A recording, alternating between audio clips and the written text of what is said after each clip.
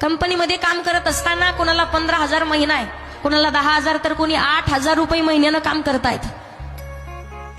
एखादी छोटीशी रूम असते, त्या रूम मध्ये 2-2, 4-4 जण राहतात.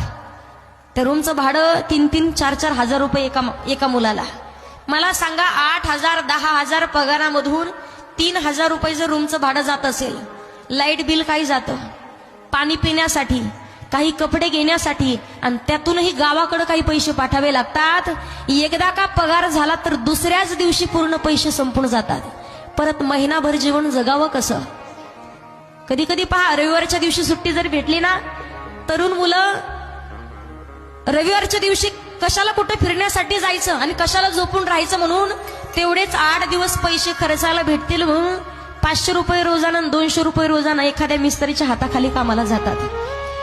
परिस्थिती माणसाला खूप काही शिकवत असते. पहा, माणूस किती मोठा झाला तरी परिस्थिती विसरली नाही पाहिजे. अहो पहा, तुम्ही 2 दिवस जर एखाद्या मेसवाल्या बाईचे पैसे लेट झाले तर ती बाई डबा द्यायचं बंद करते.